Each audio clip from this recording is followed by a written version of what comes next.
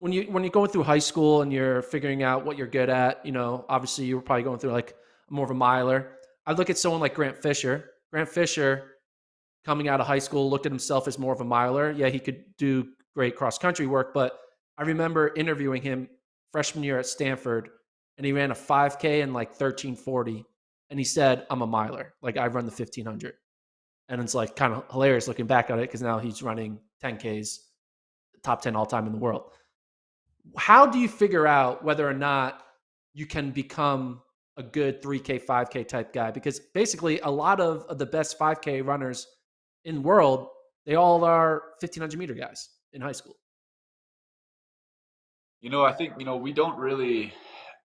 Everyone wants to be, an 800 a miler if you're a distance guy. You don't want to be running the threes and fives. Like it's a lot more work, and especially in high school, you have to run a bit more mileage and things like that. And so, being able to, in high school you run a lot of races, and so if you want to run multiple races, you run the kind of shorter distances, so it's a bit easier on your body. But again, as the body develops, you kind of realize that, okay, maybe I'm not as quick as some of these other 15 guys or 8 guys. Let's move up and see how I do with the mileage and see how my body takes it. But I do think some of the best 5K, 10K guys are milers through college. Like, the likes of even on our team, like Garrett Heath, knowing him, knowing that he ran the mile in college makes me laugh so hard right now.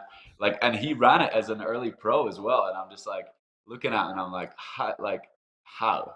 How is that possible? But he was so good at it, and then he ends up being amazing at the 5K, and he's absolutely amazing at the 10K. So you look at guys as they get older, and sometimes naturally they make that progression as higher mileage guys, and maybe Grant Fisher just was able to take the mileage pretty well in college without having any kind of breaking point or something like that. But it's just dealing with injuries with those longer distances. So starting off at the 8:15 is normally a good place to start, where you can get experience by running more and more races without dealing with injuries.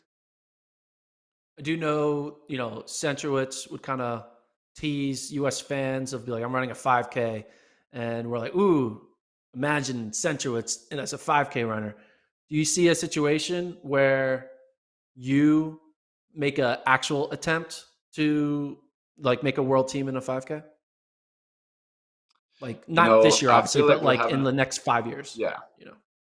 I feel like we're having a real good game of chicken right now in British 1500-meter running. If like we know that there's only 3 people that can make the team, and we know that we've got 7 people with a standard, so people need to move.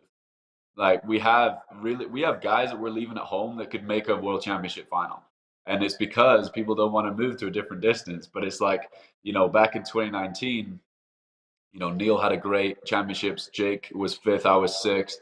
And then so we go into 2021 and we're looking at each other like, okay, like I'm not gonna move. Like you and then so we've got another 3 or 4 guys coming in and I'm like, okay, so maybe James West moves to the 5K. No, he's not gonna move. Okay, or maybe Gracie moves down to the 8 or like White moves. So no one wants to move. And so I'm not going to be the first one that moves, but I'm sure it's going to happen pretty soon. But I enjoy the 5K. But the thing that I can't wrap my head around quite yet is running it as a championship race. With the 2 5Ks I've ran, I think 13:28 and 13:23, those have been like all out really hard efforts. And so thinking that we'll have to do like pickups or like closing harder or like anything like that, I just don't have the experience of that with the 5K now, but I can see it definitely. I mean, I really enjoy the 5K. I think it's a really hard challenge, and I train mostly like a 5K guy, so running the 5K is not that much different in training.